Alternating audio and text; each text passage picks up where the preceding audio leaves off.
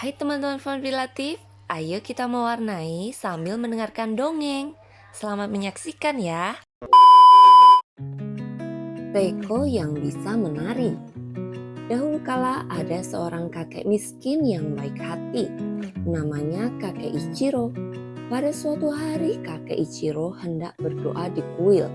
Di tengah jalan ia menemukan seekor luwak yang terperangkap di jala pemburu.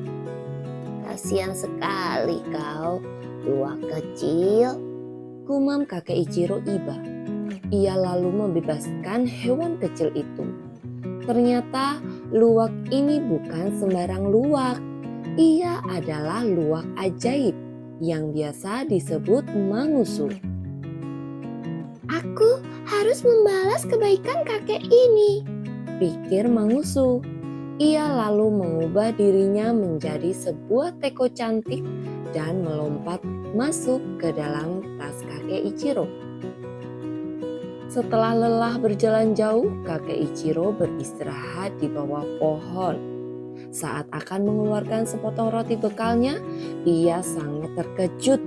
Ada sebuah teko cantik di dalam tasnya. Astaga, teko cantik ini milik siapa? Aku tidak pantas memakainya, gumam kakek Ichiro. Kakek miskin ini lalu melanjutkan perjalanannya menuju ke kuil tempat ia biasa berdoa.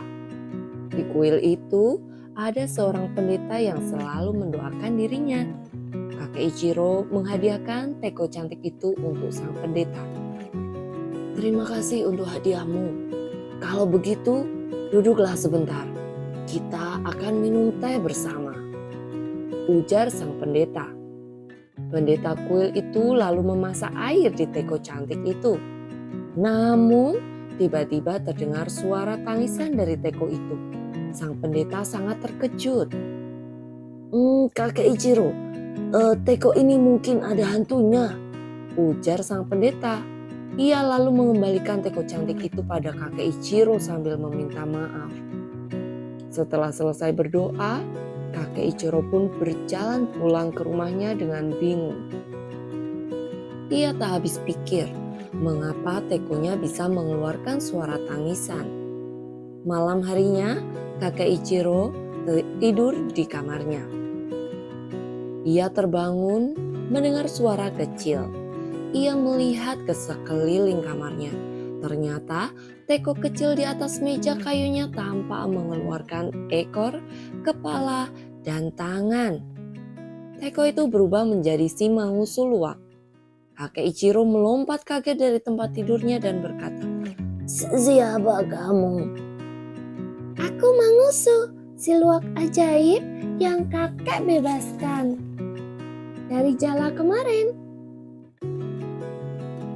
Bawalah aku ke pasar, aku akan menari dan membuat kakek menjadi kaya," kata Mangusu. Kakek Ichiro pun melakukan apa yang disuruh Mangusu. Ia membawa luwak ajaib itu ke pasar. Di pasar, Mangusu mengubah dirinya menjadi separuh teko dan separuh luwak. Ia lalu menari dengan lincahnya. Orang-orang di pasar berkerumun menontonnya, lalu meletakkan uang di kantong yang disediakan oleh kakek Ichiro. Dalam waktu singkat, kakek Ichiro mendapatkan uang yang sangat banyak. Ia bisa membuka toko di pasar untuk berjualan teh hijau yang sangat laku. Kakek Ichiro merasa sangat berkecukupan. Ia tak ingin punya uang yang lebih banyak lagi. Bahkan ia ingin membalas budi Mangusu, si luwak ajaib. Kakek Ichiro lalu kembali pergi ke kuil yang biasa ia kunjungi. Ia membawa Mangusu yang berbentuk teko. Ia tak ingin Mangusu jatuh ke tangan orang yang serakah.